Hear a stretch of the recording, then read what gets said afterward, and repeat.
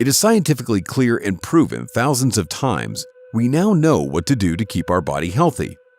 The World Health Organization's guidelines on physical activity and sedentary behavior provide clarity about the kinds of exercise our body needs and the matching types of daily and weekly physical activities, exercises, and muscle training. 3 types of exercises are important for a fit, strong, and healthy body. Exercise type number 1. We should do at least 150 to 300 minutes per week of moderate intensity aerobic physical activity, combined with 75 to 150 minutes per week of vigorous intensity aerobic physical activity. The World Health Organization stresses that exercising for more than 300 minutes a week, so no more than 60 minutes per day, will further contribute to the benefits for your health. Additionally, we should try to spend less time sitting. Replacing sedentary time with physical activity of any intensity, including light intensity, provides health benefits. We obviously sit too much and move too little, which doesn't strain our muscles enough. The disadvantages of prolonged sitting are huge and greatly underestimated. Our body degenerates faster the more often and longer we sit, which allows nearly all chronic diseases to develop faster. That brings us to the first essential insight of exercise as medicine. We call these insights essential because they are indispensable to be able to make healthy choices with regard to exercise. Otherwise, healthy living is just a lucky shot. We humans, if we understand the essential insights, will be more likely to live healthier and more active lives. The first essential insight of exercise as medicine is: interrupt prolonged sitting. Don't stick to your chair for too long. The most important thing we could do for our health is to regularly interrupt prolonged sitting and take a small walk several times a day. So far, no concrete advice has been formulated, but specialists advise to stretch your legs every half hour and/or to do an exercise, and to go for a small walk of at least 10 minutes every 2 hours. This allows oxygen to circulate throughout the body and to dissipate waste. So it is necessary to take regular breaks from prolonged sitting and to be physically active throughout the day. If you sit for 4 to 6 hours straight part of the day, your blood sugar levels and lipids, fats, in your blood increase, which causes your body to increase insulin in your blood. This in turn activates a process called lipogenesis, which means that glycogen, sugar, that is stored in your liver is turned into fat. This increases the chance of clogged arteries and increases our body fat. So no physical activity for one part of the day means activating your body's fat production. On the other hand, if you're physically active for at least 5 minutes per part of the day, your internal combustion engine will be activated and will use fat as energy. That's why the advice is, be physically active for a minimum of 5, but preferably 10 to 20 minutes per part of the day, every 4 to 6 hours.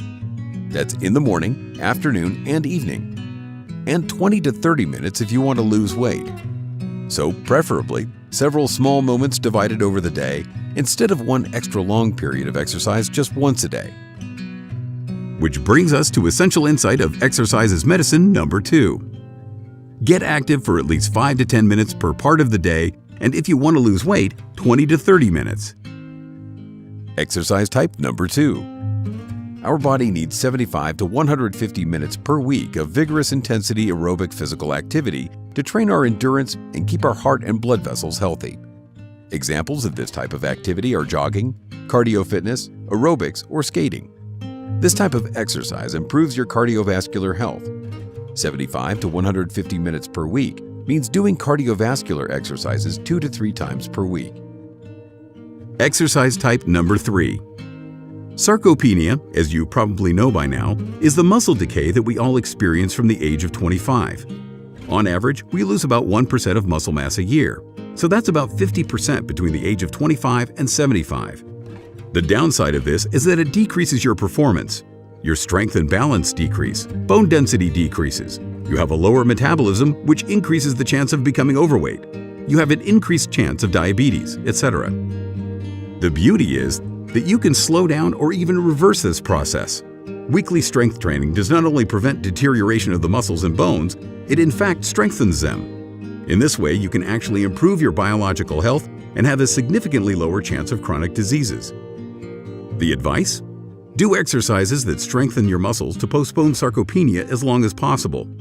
Strength training helps to improve your biological health. Do 8 to 10 exercises, all for big muscle groups, 2 to 3 times a week. Summarizing. Get active, 150 to 300 minutes per week, 30 to 60 minutes per day or more for more health benefits. Combine recreational activities like biking, gardening, or walking with aerobic exercises like jogging, cardio fitness, or football, 2 to 3 times a week. And strength exercises for large muscle groups like fitness, boot camp, or gymnastics, 2 to 3 times a week. This is the ideal recipe to keep the body fit, strong, and healthy. And to stop gaining weight or even lose weight, move more, preferably most parts of the day. For seniors, the additional advice is to do weekly exercises for balance and coordination. For young people, it proves of great importance to be active for a minimum of 60 minutes per day, doing recreational or sports activities, and to put the muscles to good use every week. Everyone can benefit from increased physical activity and reduced sedentary behavior, and increasing their activity and sports participation, including pregnant and postpartum women and people with chronic diseases or disability. In the next chapter, we'll look at the effects of applying these exercise guidelines.